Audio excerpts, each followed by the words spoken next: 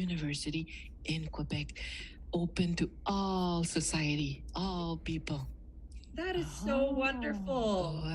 For families and circle of expertise, elders, people from the Canadian society, business, everybody. We're thinking how we can approach them and contribute to have a space that we can share knowledge and keep alive the Indigenous knowledge. Wonderful. That sounds magical. Amazing. But if it's a secret, okay. Okay. So Senator Pate just had a few technical issues, but she's logging on now, I've been told. Oh, I see her joining now. Beautiful. Perfect. All right. So we'll be 2 minutes behind, but I think we can make it work. Senator Pate, thank you so much for joining us. Sorry for the issues. We appreciate the last minute login from you. And I'm just going to, I'll put a star next to your name as well so it pops up at the top of my screen because you are all very special. Perfect. Okay. Senator Pate, are you able to hear us? I am, and I apologize. I had to loan my headset to a witness for one of the committees yesterday. Can you hear me all right? I don't want to. Yep. Yeah. Okay, perfect. Yeah, you sound great. All right. So we have all of the big players here. So we are going to go ahead and get started with the live event. We are also going live to YouTube. So we will have a few schools joining us and watching there as well and later on. So welcome and good morning. Thank you so much for joining me for our roundtable on reconciliation. This is always such an amazing event to run with the Canadian Senate, and I'll probably say it a million more times today, but thank you very much to our three senators, Senator Audette, Senator Duncan, and Senator Pate for joining us today. It's so wonderful to have you all. So I'd like to begin myself with a land acknowledgement. I am joining from Amiskwaciwâskahikan, which is colonially known as Edmonton, Alberta, and it's on Treaty 6 territory. This is a traditional gathering place and traveling route to many people, including the Cree, Saulteaux, Blackfoot, Métis, Dene, and the Nakota Sioux. Since we're joining on a virtual platform, I would like to also take a moment to acknowledge the importance of the traditional territories that we're joining from across Turtle Island. From coast to coast to coast, we acknowledge the ancestral and unceded territory of all the Inuit, Métis, and First Nation peoples that call this land home. Now, we do this to reaffirm our commitment and responsibility in improving relationships between nations and to improving our own understanding of local Indigenous peoples and their cultures. June is National Indigenous History Month, and this is a great opportunity for everyone in Canada to do more for reconciliation. I really hope that today's discussion will bring about some further actions in our communities, our places of worship, our workplaces, schools, and governments. We must remain committed to our ongoing work of establishing and maintaining respectful relationships to the better lives of everyone who shares these lands. Now, just a little shout out to all of the schools that maybe are able to join us here live today, but maybe will be watching later. We had a lot of interest in this event. So you'll see we have a lot of schools from across Canada, but even internationally that want to learn more about the reconciliation process that's happening here. So I just wanted to make sure that everybody got a little shout out on our screen here. And I did have a question off the top about the agenda. So just a couple of reminders. We do have a very full agenda. We did end up moving our event to 1 hour. So we will have a focus on the questions from our representative school, Mary Butterworth, VSS, and Sal Halley, who was not able to make it this morning, but if they do hop on, we will try to grab a question from them as well. If we have other schools joining on YouTube or on Zoom, you are welcome to put some questions in the chat. There's no guarantee we'll get to them today, but we will make sure that we forward them to the Cengage team to share with the senators so you can get answers to them as well. And just a little bit of an idea of how the event will run. I'll give each of our senators, starting with Senator Audette, about 2 to 3 minutes to do a welcome statement. Then we'll move into our question period from our schools. And then we'll have a last final thought from each of our senators before we all take a group picture and move on from there. So that's kind of all of the sharing that I have to do. We've got all of our housekeeping out of the way. So we can go ahead and get right to the event. So I will pass the mic over first to Senator Audette to go ahead and give us a welcome statement. Merci beaucoup. Tinaska matno, chapo hugado. Kasno wasadak mak ni Jewagan Nenjen Ishkut, Senatrice Duncan and Pate. Merci, thank you. So cute and so proud for me. It's always a yes when people across Canada, student, and my favorite one is the youth, when we can share our passion and then connect among us that at the end of the day, the Senate, it belongs to you. It's your home, it's your house, it's your place, even though if it's far from where you live. But with connection like this one, it's awesome. Thank you, Sangage, also my favorite team. Udindan the Siwa li Wendat. I'm in the Wendat community, Wendat people are welcoming me every day here, of course. And for thousands of years, other nations share that space and that place back and forth with the big river, of course. So the Innu Nation, Atikamekw, Anishinaabe, or Maliseet, or even some other nation from far, far past here in the moment of the history that we call now Canada. I'm a mother, I'm a grandmother. I have two little granddaughter, 5 young adult or teenagers, but they think they're adult, and of course two men. So and I adopted also people from different nations as a traditional kukum. And I'm at the Senate. It's been almost 2 years. I have two mentors here, amazing women, but it's a place for me where I can learn, educate, or try to change something that was done in the history of Canada. So if I want to contribute and change, I think I'm at the right place and surrounded by right people. Thank you. Wonderful. Thank you so much. It's so nice to have you. I will pass it on next to Senator Pate for a welcome message. Great. Thank you very much. And it's an honor to join you. I'm sitting here on the shores of the Kitchissippi in the unceded, unsurrendered territory of the Algonquin Anishinaabe, otherwise known to many folks as Ottawa. I'm in my Senate office, and I'm very pleased to be joined by this amazing group of young people from all over the place, and of course my fabulous colleagues and all of you, and thank you to Cengage for organizing this.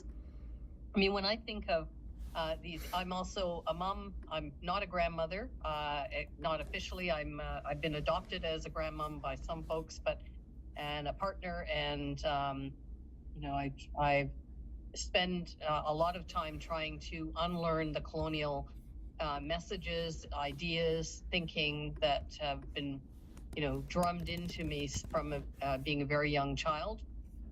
And I think of reconciliation as action that we need to be taking every day in our lives to undo those, but not just undo, take action to actually achieve the kind of substantive equality, meaning creating opportunities for people to have the same options that the most privileged in our communities have.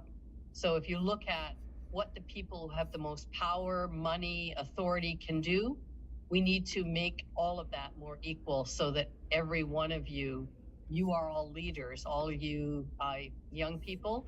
By the time you're in leadership positions as adults, we hopefully will have created more space for that kind of equality to happen. And that's a big part of what I see as my work and the work of all of us. But part of the reason I came to the Senate was to try and do that work. So I want to thank you all for being here. I'm really looking forward to your questions, and you're our future and you are our leaders. So thank you. Great, thank you very much. And I'll pass the last to Senator Duncan. Thank you so much to Cengage for organizing this event, and especially to the students who are here attending and to their educators. I am so appreciative of the opportunity to speak with you and to share experiences. And to my learned colleagues, it's always a pleasure and an opportunity, a privilege to work with you. I truly appreciate it. I'm speaking to you from my office in Ottawa. I am the Yukon's senator. And I'm the mother of 2 adult children, no grandchildren at this point. I have served in the Yukon Legislative Assembly for 10 years and also as a public servant.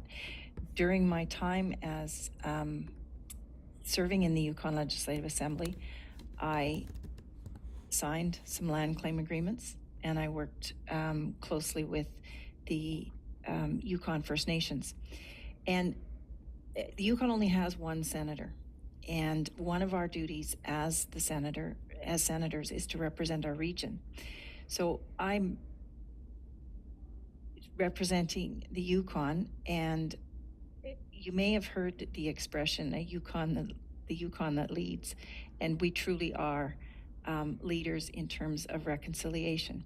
And June is Indigenous History Month, and our history in working with First Nations is incredibly important for the country of Canada, because in 1973, 50 years ago in February, Elijah Smith and a delegation of Yukon First Nations, some of whom are still with us, presented then Prime Minister Pierre Elliott Trudeau with the document called Together Today for Our Children Tomorrow. That document was a land claim agreement, essentially, and it outlined so many areas where Yukon First Nations had presented a position to Canada saying, let's negotiate a land claim agreement.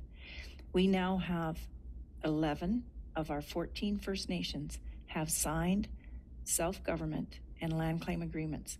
And what that means is that there is a government, so Canada, government, to government, Yukon, to government, Council of Yukon First Nations relationship. So the 3 governments work together on education, on healthcare, on control and development of resources. We've created a working relationships. It's still a work in progress, and not all First Nations in the Yukon have an agreement. However, we really have led Canada in terms of working towards reconciliation. My colleague Michelle Odette will also share with you that, for example, Yukon was the first place where we began the Missing and Murdered Indigenous Women and Girls Inquiry, was in the Yukon. And our self-government agreements lead the country in many, many ways. I'm happy to share that experience. And as I said, it's a work in progress. However, it is an experience I truly believe is worth sharing, and I try and do that whenever I can. So thank you again. I'm so looking forward to your questions and to sharing this experience with all of you. It's truly an honor, and I'm grateful for it. Thank you. Thank you very much. Thank you to all 3 of our senators for those wonderful welcome messages. A great way to kind of frame the discussion for today. I would like now to give a moment before we get into their questions to have both of our representative schools introduce themselves and let us know where they're joining from. So I will pass it first to Mary Butterworth. If you could go ahead and let us know where you're joining from, and then we'll pass it off to our other school before we start with our questions. Hello. Hi, this is Mary Butterworth. We're joining from Edmonton, Alberta, and we're all really excited to be here and just to debate and talk to you guys about this. Do you want us to do the land acknowledgement too? Yeah. Okay, great. We'll do it. Yep. I did tell the students to make sure they come right up to the microphone, so this is perfect. Yeah. My name is Emily, and we acknowledge that we are in Treaty 6 territory, the traditional meeting grounds, gathering place, and traveling route to the Cree, Tsul'kalu', Blackfoot, Métis, Dene, and Nakota Sioux. We acknowledge all the many First Nations, Métis, and Inuit whose footsteps have marked these lands for centuries. Thank you so much. It's great to have you. They have some amazing questions coming up, so we'll pass it right along so we've got lots of time. I will call on next our school, VSS. Unfortunately, they don't have a working video today, but you can go ahead and give us your land acknowledgement as well. Hello, this is VSS from Attawapiskat in Northern Ontario. We would like to begin by acknowledging that we are on Treaty 9 territory, and the land on which we are situated on is the traditional territory of the Ojibwe, Chippewa, Oji-Cree, Cree, Algonquin, and Métis peoples. Thank you very much. And VSS, while we have you here, before we make another kid from Mary Butterworth run up to the camera, I'll go ahead and let you ask the first question. Thank you. Our first question is from our grade 12 students, and they're taking the First Nations, Métis, and Inuit governance course. They'd like to know what changes you would like to see with respect to First Nations communities practicing sovereignty, self-determination, and self-governance in education. For example, the Ontario Ministry of Education would not allow our teachers to design a specific test that would be Indigenous friendly. Thank you very much. Now, I think the best way to do this, just in the keeping our time in mind, if a senator would like to speak on a question, the easiest thing to do is just to unmute yourself so I can see that you're ready to speak, and I will call on you to the floor, and we will limit it to 1 to 2 responses per question. So if you are interested in providing a response, you can just unmute yourself and I'll be able to see that you would like to speak. Although I do, yeah. Senator Audette, I know that yours is a little bit trickier, so I'll give you a moment if you'd like to share on this one. I was gonna say Kim. She lives in Ontario and she knows this issue well. Wonderful. Thank you, Michelle. And yeah, I'm horrified that the position this government is taking. As a senator in Ontario, even though I've lived in BC, Alberta, Saskatchewan, I was born in Quebec, and I now live in Ontario, and I've also lived in Nova Scotia. I am a senator here, and I feel a responsibility. So the fact that we say we are committed to reconciliation, we say we want to move forward, and then we interfere with the ability of sovereign nations to actually exercise governance, whether it's through education systems, through language systems, whether it's through child welfare, whether it's every stage of the process, shows how we're not really willing to give over that power and resources that I was trying to, describe at the beginning. And so I think that's outrageous. I would actually love to get more information about it so that outside of this process, perhaps I can do something here in Ontario, because for the first time I went and met with folks at the Ontario legislature, and I'm actually meeting with a few of the MPPs coming up. So this is excellent timing. So please do send me more information about what was proposed.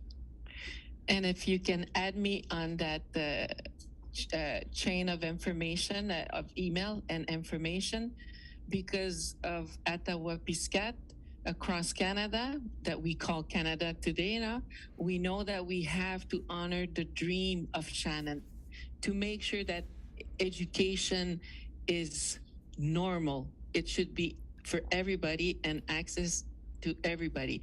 But at the same time, why I was saying we need to have an Indigenous university, it's to break those barriers that many First Nation or Northern community are facing, no matter where we live. So if we can walk with you at the Webscat, if we can be an ally, a friend or a partner, for sure we are there, and for sure we can push. But if the school send a YouTube video or a TikTok, because we're not allowed with TikTok anymore, but something that is visual, like Shannon did, and making sure that your message, Ontario, hears it, because when they don't hear, it's good for them. But when your voice is loud, they rethink sometimes what they do or say, in a good way.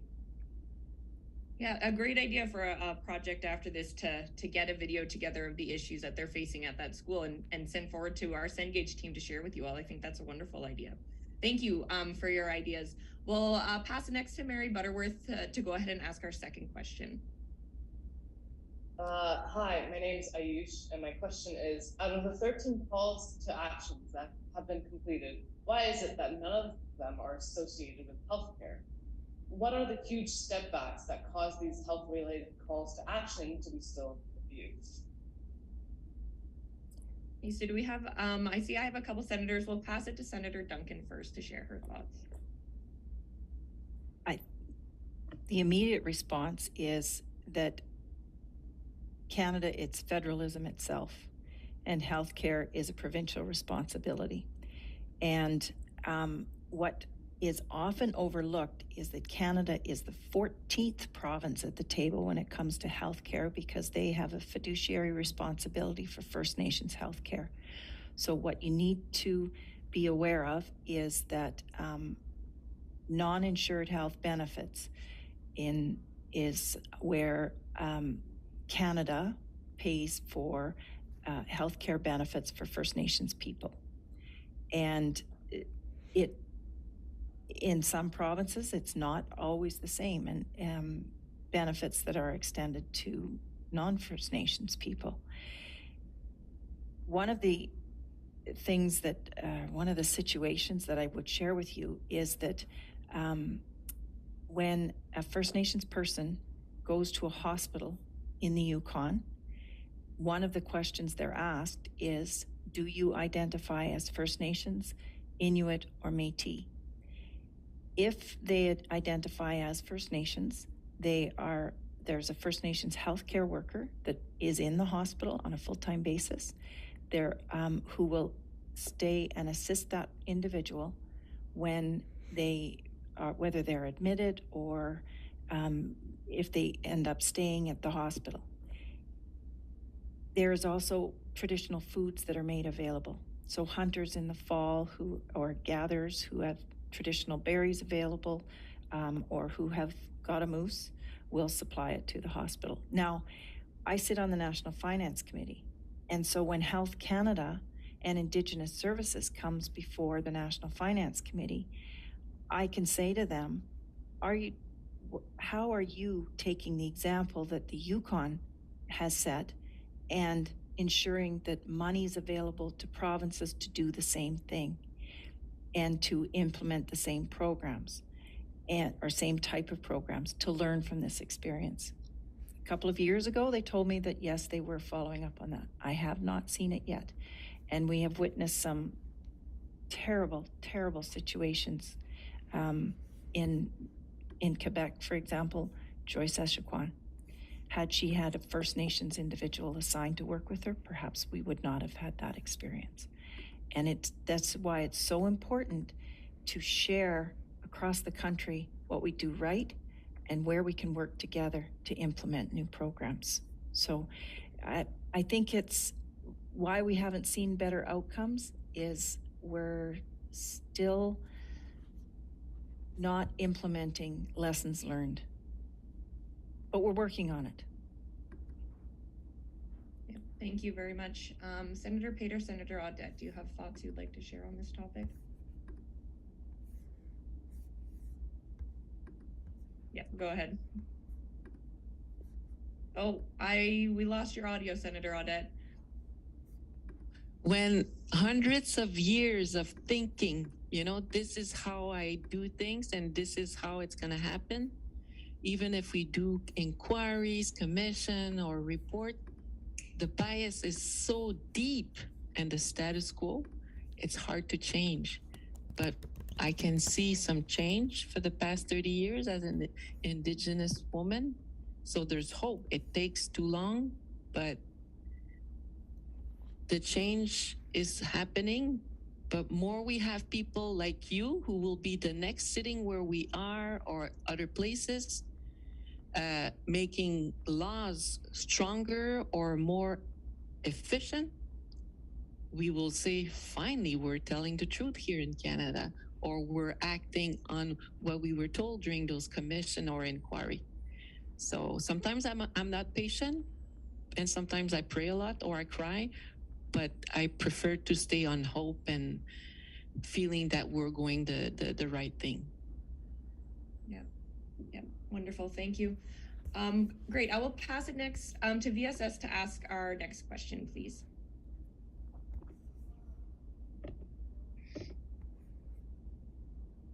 Our second question is,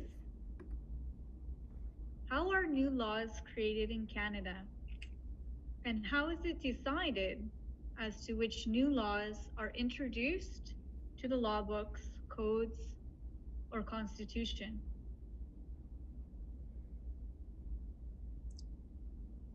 I think that's a great transition from speaking about laws that we would like. So if we could give our students a little bit of an idea of how laws are passed and the role the Senate has. Senator Pate, I'll pass to you first. No, have Michelle go first. Okay, sounds good. For me, if I was, how can I say? Right now, it's going very fast, and sometimes people believe that, oh, we don't need to hear from Indigenous people, but we're everywhere. It's transversal. You want to talk about environment or economic or art, we can be and we should be everywhere. And sometimes when they believe, good mind, good heart, bon, let's do this law, and we're not involved, some will say not consult or not co-creating and co-writing the legislation, there's an impact the next day it's adopted. So this is why we have new and more senators, probably the same thing in the other chamber, but when it's debated, I don't need to debate. People debate instead of me that we should have been there a long time ago and we should be included. So I'm not going to tell you the technicality on how we do laws, but how we do laws in my heart is if I walk or denounce something, the Senate or the Parliament can bring this and make a law with that. So your voice and your passion or your concern can become a law. And that's a brilliant explanation. I'm going to give you a slightly more technical and blunt explanation. The laws that are prioritized by the government tend to be what will get them elected, what they've campaigned on. And so one of the rules of the Senate, and one of the reasons that many of us decided to come to the Senate, was we're supposed to take a longer look at the laws and what the long-term impacts are for not just our regions, as Senator Duncan outlined, but also for everybody, particularly groups like Indigenous people, those who are oftenly economically, socially, politically marginalized. And so part of our role, they call it minority interest. Young people renamed it for me, and I love this. They said it's the intentionally ignored because they don't get people elected yet. And so you'll see two types of laws that come into effect. Ones that are from the government and from the House of Commons. And the way to tell whether it's a government law, if you hear numbers, it starts with a C, it means it came from the House of Commons, from the elected. If it starts with an S, it means it came from the Senate. If it's under 200, it came from the government. If it's over 200, then it's either a member of parliament or a senator who introduced it in what's called a private bill. And private bills often are related to the interest people have when they come to the Senate. I have some personal biases that I think we should be using those bills to benefit all people, particularly those who are intentionally ignored. Not everybody shares that view, and that's not the rules of how you can do private bills, but those are the ways things become laws. And sometimes we pass laws just because people get emotional about things. And I'm not against emotions, but I actually just got an email, for instance, from a woman who appeared at our legal committee yesterday who had been in prison and was testifying and was treated really disrespectfully by many of the people who were on our committee. And if she had been someone who was seen as only a victim, she has also been victimized, she would not have been treated that way by members of the committee. And so now one of the issues that I have to take up is to say, look, if we're going to hear from people who have this experience, I don't want, if an Indigenous woman like this or somebody else comes before the committee, them to be treated disrespectfully and dishonorably because we think they don't deserve a voice. Everybody deserves to have their voice heard. And so that's part of our responsibility in doing these laws, as Michelle said, to make sure those voices are there. The voices that too often are ignored are brought into that discussion. Thank you. Thank you to both of you for the more technical and the more emotional side of the law passing that you guys are a part of. That's wonderful to hear. I'll pass it next over back to Mary Butterworth to ask their next question, please. Hi, my name is Morgan, and my question is, why isn't emphasis been placed on the many acts of reconciliation and so forth, despite the fact that one might assume that issues raised concerning education are much more impactful or meaningful to day-to-day lives of the Aboriginal people? Okay, the audio wasn't super clear on that one, so just to reiterate, the question was asking why there's such an emphasis on reconciliation when there's issues with education as far as Indigenous education, and I think in reconciliation that have not been the focus. Do we have a senator that would like to speak a little bit on the side of education? Senator Duncan, I'll pass it to you.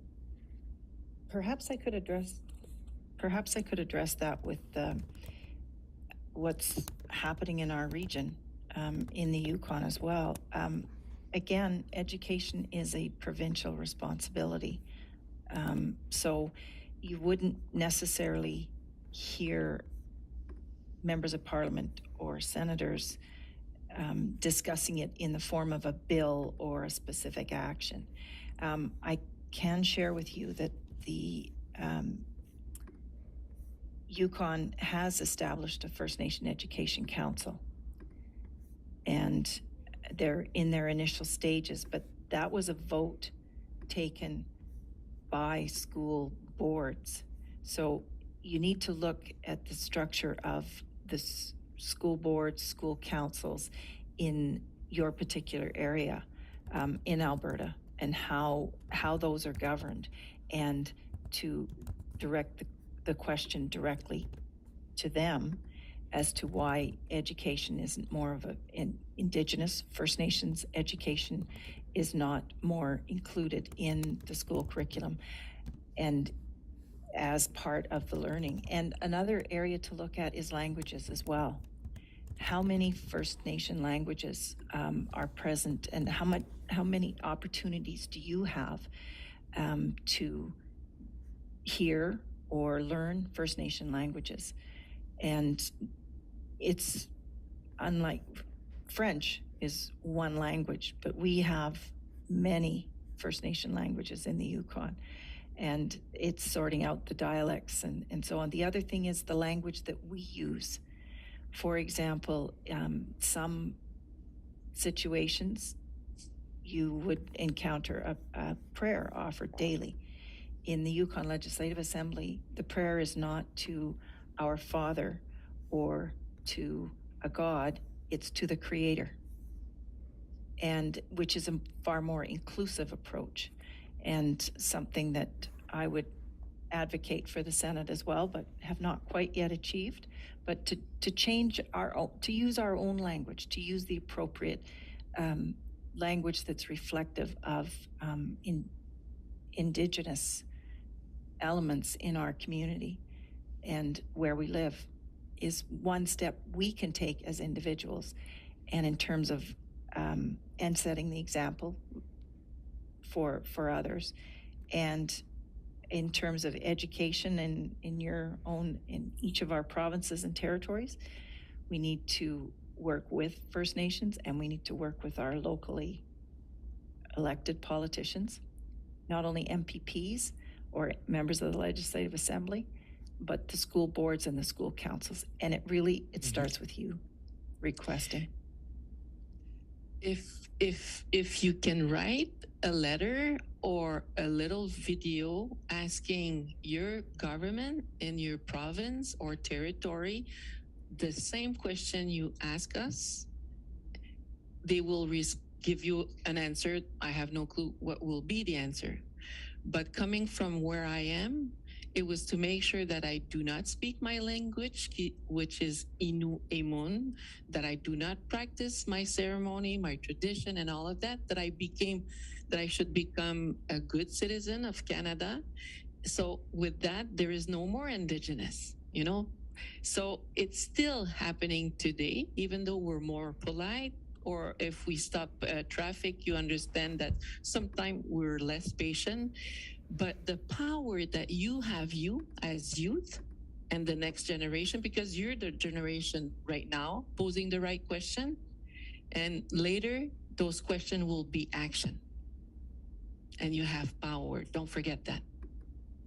Thank you very much. And I do, just for a little bit of context, since I'm also joining from Alberta, we are kind of in the midst of a curriculum reform, which, to put lightly, does not reflect Indigenous values and beliefs very well. So I do think we are kind of poised at this perfect time to those students joining me from Edmonton to make those statements to the government so that they know that that is something that you feel passionate about. And using some examples from our senators here of some of the education aspects that are happening in their home provinces that they're a part of could be a good way to say, look, we know how to do this in Canada. Let's get it done here in Alberta. So thank you for both of those ideas. I'm sorry, this is something I'm also very passionate about, so I had to put my little thought into that one. Thank you for the great question.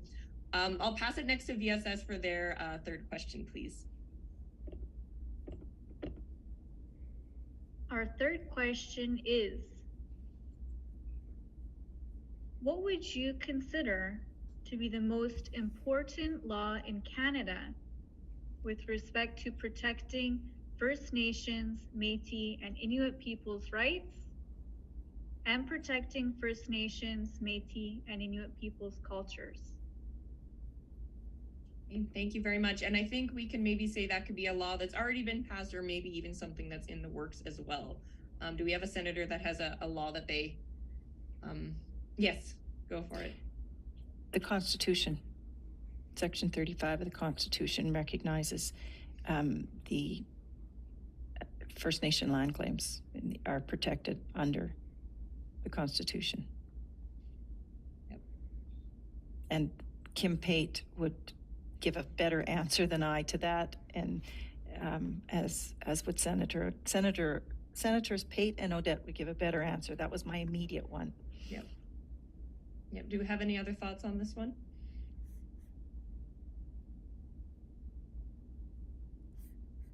Michelle, do you want to go?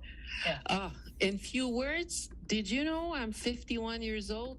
Grandma 51 years old, but legally I'm only 17 years old because of the Indian Act. I'm not Innu, I'm Indian with the Indian Act. So my dream is that, okay, I'm really 51 years old. So which means I have rights, but responsibilities for me and my family and my community, that I can participate to the economy, that I can say yes or no to something that is happening in my region or something like that. So it's many laws, I would say, that would bring that. But at the end of the day, if I can say, trust us. Trust us. We're allowed to disagree, or we're allowed to have fun together, but it's the relationship that is broken. And it's not only one law. It should be many laws that define and respect how the North, the East, the West, and so on, that would make sure that I'm finally a 51-year-old cuckoo. Senator Pate, do you have thoughts as well? Well, it's, I, as someone trained in law, I was going to go straight to the law as well. And, I want to point out that when the Constitution that has Section 35 in it was introduced, it also has Section 15, which is the equality provisions. And when it was introduced in 1980, when the Constitution was repatriated and when it came back to Canada in 1982 from Britain, where the true sense of the colonial history was that we weren't even in control of our Constitution at that time. When it came back, at that time, Canada recognized, the House of Commons, the Senate, everybody recognized we didn't have equality. Why? Because they said we can't have the equality provisions come in because we are not equal. Indigenous people aren't equal, other racialized people aren't equal, women aren't equal, kids aren't equal, people with disabilities. So in 1982, that was recognized. And so the equality provisions came in 3 years later, and yet still today we're fighting that fight. And those provisions are the hardest ones for the courts, for people to get their heads around, that until people are in the position that Michelle described, we won't have that equality. And so we keep, money takes precedence, jurisdiction of provinces and territories takes precedence, all of that. And there's no excuse. We should be saying, despite the fact that healthcare, as was raised earlier, education is provincial jurisdiction, the federal government has taxation powers and has the ability to say, we want national standards. And we won't actually give you that portion of the finances unless you meet national standards, whether it's Alberta, whether it's Ontario, whether it's Yukon, whether it's wherever. And where the places are taking leadership, like in the Yukon or other areas, then hold them up and say, look, we're going to privilege these places because they're actually doing a good job of this. And call people out, as Michelle has so, I think many of us are trying to do that in different ways in our social media, that sort of thing. And I just want to, shout out to all of you who do those videos so that we can keep amplifying, because that's really important. So thank you for keep reminding us of that, Michelle. Yeah, awesome. Thank you. Again, I love that you have the law background and giving your students a bit of that idea of how things are really working, and the importance of our law and the importance of the federal government. We're not a bunch of separate provinces that all hang out in the same area. We are a country, so there is power in that. I totally agree. Awesome. Okay, I will pass it next to Mary Butterworth for the next question. I think we probably have time for maybe about 2 more. Hi, my name is Madison, and I was wondering, what adjustments would you like to see be made to the newly funded Aboriginal halfway houses and services programs? Due to the issues of the programs having similar mandates as prior programs, as expressed in the Policy Action 37. Thank you. Okay, so again, I'm sorry, that one was a little bit muffled as well, but I think the question was, what adjustments would you like to see for the newly funded Aboriginal halfway houses and service programs? Yeah. Kim. Yeah. Okay, well, first, let's get rid of them. Let's put the resources in community so that people can be home. There's a couple of reports, and I'm such a techno twit, but I'll try and put them in the chat after this, that we did. One called 12 Indigenous Women, the Miscarriages of Justice, that show that the links between residential school, child welfare, and the pipeline right into the prison system.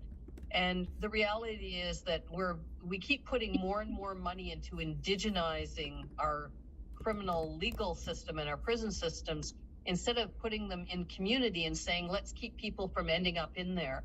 And if some of you have been watching the stats that just came out, 97% of the women who are put in isolation and solitary confinement in this country are Indigenous women.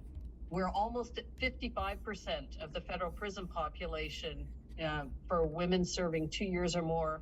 So you're in Edmonton. In Edmonton, that jail, more than 75% of the women there are Indigenous, and almost the last time I was in, all of the women classified as high security are Indigenous. That's not because they pose a danger to the public. Otherwise, if we were jailing people according to who causes the greatest risk, then you would be totally afraid of Indigenous mothers who have histories of past abuse, who have been trying to survive in poverty, because that's who we're overwhelmingly jailing at the fastest rate. Sorry. Do I support halfway houses? Of course I do, but the reality is that's way too late. We need to be investing in young people, in other young people, making sure that it isn't the truth anymore, that it's easier or that more Indigenous kids end up in custody than they do in university. That's wrong. And that's a function of the power and the inequity, the power imbalances and equities that we have in communities and in the systems. Yeah, that's totally fair. Band-Aid solutions do not work. We need to solve the actual problem. Did we have another thought on this question before we move on?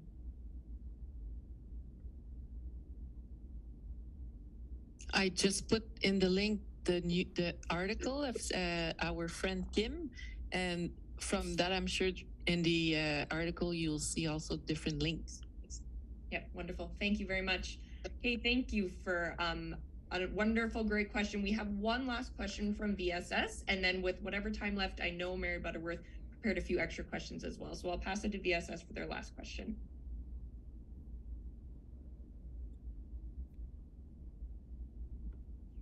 Sorry, we only had 3 questions prepared, so that was our last question. Oh, sorry about that. Definitely thought there was another. Okay. Thank you very much. Okay, so Mary Butterworth, we'll send it back to you for the next one. Thanks for being quick on the back and forth in the camera. My name is Tony, and my question is regarding Call to Action 64. This is about the requirement for publicly funded denominational schools to teach comparative religious studies, including Aboriginal spiritual beliefs. Would you choose to take this choice out of the hands of individual school authorities and make it mandatory? And I just want to make sure, were we all able to hear that one okay? That one was a little bit clearer for me, so. So do any of us, okay, so do any of us have thoughts on removing, I'll read it verbatim so we can have it. The requirement for publicly funded denominational schools to teach comparative religious studies, including Aboriginal spiritual beliefs. Would you choose to take that choice out of the hands of individual school authorities and make it mandatory for all schools? Because right now, of course, as we've spoken, it's province to province. We do get that choice of what's being taught at, for example, a Catholic school. Do we think that should be, what are our thoughts on that? And I know we have spoken a little bit. I know, Senator Audette, you spoke a little bit about education earlier, so I don't know if you have any further thoughts on that as well. But for me, if I have we call it what it says, I don't like to impose. And I work at Laval University. It's a huge university. It's bigger than my community and the huge city beside my community. And they don't like when we say it's mandatory or you must and you have to do. So I talk about responsibility. So how can they be responsible? And I don't want to impose just one red path, Indigenous belief or tradition, because we're so diverse. But at the end of the day, if I was able to say there's no more Catholic religion taught in the school, I'll be walking and say yay or dancing makusha. I'm not against the religion. It's just that if you bring one, bring all of it.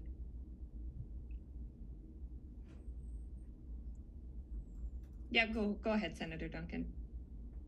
If I might add, I think, again, it's Together Today for Our Children Tomorrow, the historical document that I referenced. Chief Elijah Smith presented that not in a confrontational manner or a mandatory manner. It was, let's negotiate. And while it took too long, many, many years to negotiate and to reach these agreements,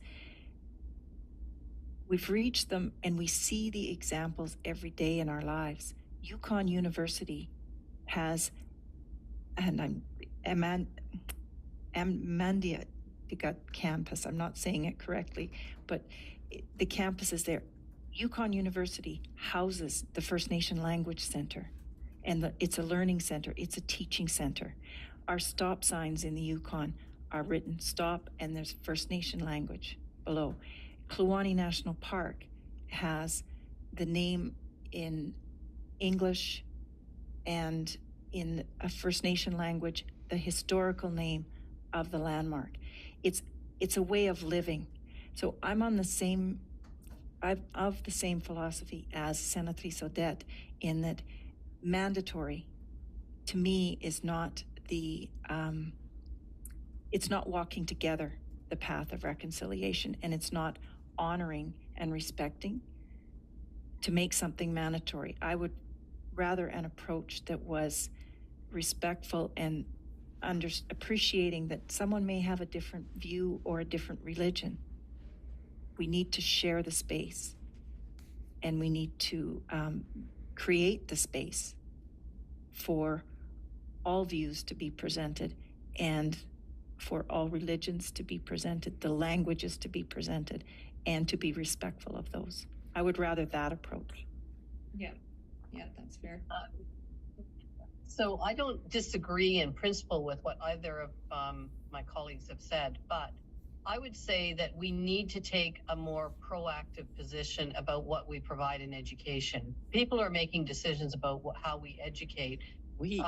Are based in judgments and values. And so the fact that I didn't learn about Indigenous history in this country, except through a white colonial negative lens, I would say, until I started looking for that as an adult. Now, hopefully that's changed for generations, but it certainly hadn't changed even by the time my kids, who are 32 and 24 respectively, were in elementary school. And I think we do have an obligation to say, we should be making sure basically the history is written from a white male middle class or upper middle class perspective, and we need to keep correcting that. And so that's not mandatory, but that's, Kim, on that, I'm with you. It's about the spirituality or the spiritual belief that there's, but on the history, that, oh my God, we have to redo it. I try at Laval University, and 17 faculties, there's only 2 who said I'm in. So but for me, it belongs to the provincial government, and the federal needs to jump. But on the spiritual part, there's sacred thing, if I may, to the student who asked that question, that I'm not sure it wants to be, or it needs to be in the school to be taught. There's sacred. It's more about that where I said, for me, I cannot impose, but how we teach the school in Canada, I think we're late on many places. I will say in Quebec for sure. We missed the boat a year ago. We were able to bring the Indigenous beauty and passion or true story and history, and we were told no. 2022. Ouch. Yeah. No. I have a resource I'd like to share, because I do think some of our students and even a couple of our senators, if you haven't read it, it's a book called Wayuwa. It's by Joe Crona, and it's about Indigenous pedagogies in education. It recently published, I think it came out last year.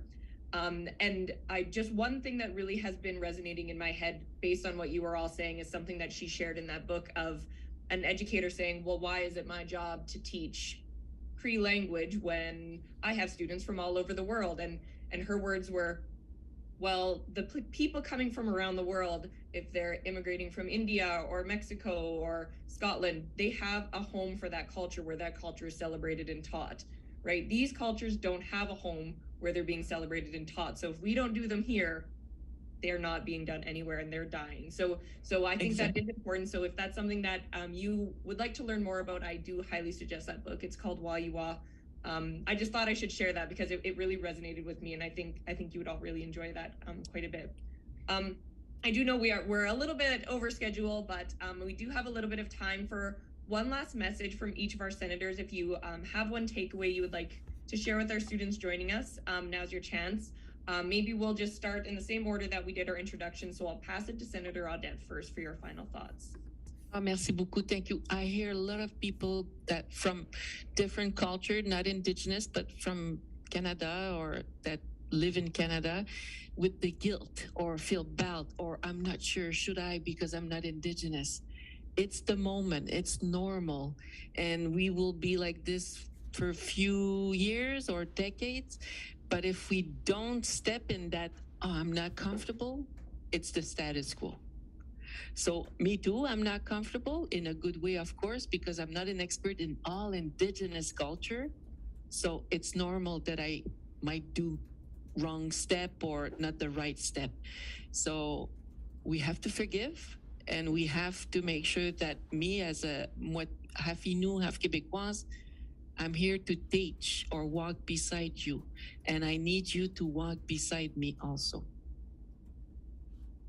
Wonderful. Thank you very much. I'll pass it next to Senator Pate for your final thoughts. Yeah, I agree, and I think what Michelle said is fantastic. If you're not uncomfortable when you're talking about or working on these issues, you're probably not working on them. And I don't mean that in a negative way, but if it doesn't take you out of your comfort zone, then you're probably not really pushing. And you know, I make mistakes all the time. Most everything I've learned is from making mistakes. That doesn't mean I want to make mistakes all the time, but it's the way that I have learned. Most of what I've learned is by trying new things and trying to do things in new ways, and being able to walk for the past 30 years with people like Michelle, and for the past 5 years with people like Pat as well, is part of learning how to be a good ally and also how to continue to do the work. So I think if you always start with the thought that there's no way you can know everything, and anybody, like when people have said to me, how do you start to learn about Indigenous issues? I think, I don't know, this is what I'm trying to do, but I'm still learning, and I'll be learning till the day I die, I hope. And so, that's, and young people, in my mind, one of the things I love, and I actually trained as a teacher before I went to law school. I was going to teach to make money to go to law school. It was just a bad reason, but I love teaching. Anyway, that's a story you don't need to hear. But I went, and I loved it because, somewhere along the way, we lose the authenticity of just asking the question, being blunt, saying it, not being worried about what everybody else thinks. And young people do that, and I think that's incredibly valuable. And the more we do that, and the more we open ourselves up to being questioned, to being challenged, to being corrected, is really important. And so for me, that's part of how I've learned. Thank you very much. And Senator Duncan, will pass to you next. Thank you so much. And I would conclude by using the key messages shared by my colleagues. And from Senatrice Odette, it's about walking the path together. And that's so incredibly important. And from Senatrice Pate, it's listening, and it's hearing, and it's asking the questions. While I'm so very, very proud of the work that the Yukon has done and is still doing, please, for a minute, don't think that it hasn't been challenging and at times very hard, and we haven't all agreed. And we as a society are still, it's a work in progress. Like, I consider myself to be a work in progress. I'm still learning. I'm still trying to be an ally and to work with First Nations and all Yukoners, Canadians, and trying to work in public service. And again, it's about listening. And I keep saying that someday for Christmas I'm going to get patience, but that's part of the things I'm working on. And I so grateful again to all of you for the questions and for sharing your experience, your challenges with all of us, and for the opportunity to hear from you. Thank you so much. Thank you very much. And I would also like to give a huge thank you to our participating schools, our representative schools, for developing such amazing questions. They sent them to me and I was completely blown away. So you all should be so proud of the work you're already doing. Keep up the amazing work, because clearly our country is in good hands if this is where the future is going. We do just have one last minute. I would love to get a quick photo of everyone participating. So if you are able to, can you get your cameras turned on? Mary Butterworth, it'd be great if you guys could maybe all come around the camera. Is it possible to get you guys up close to the camera to get a quick picture? Yeah, and any of our other participants, if you do have camera capabilities, feel free to turn them on now. It would be very nice to see all of your faces. Now we get to see all of the primping. Yes, that's awesome. Thank you so much. Oh, and welcome back, Sarah, from the tech void you were in. Okay, you guys got it. Oh yeah, he's moving it up. Okay, perfect. Okay, let me get my thing ready here. Oh, wow. Wonderful. Okay, perfect. Okay, I'll take a few. So smile, everybody. Great. Thank you so much. I've got it. We're good to go. I'll make sure I forward it to our schools and our Cengage team. Thank you again so much for everyone for participating today. Senators, you are absolutely amazing. We really appreciate you taking the time to hear from students and share all of your diverse expertise. So thank you so much for joining us today. And thanks to everybody else who was able to make it out. Wonderful.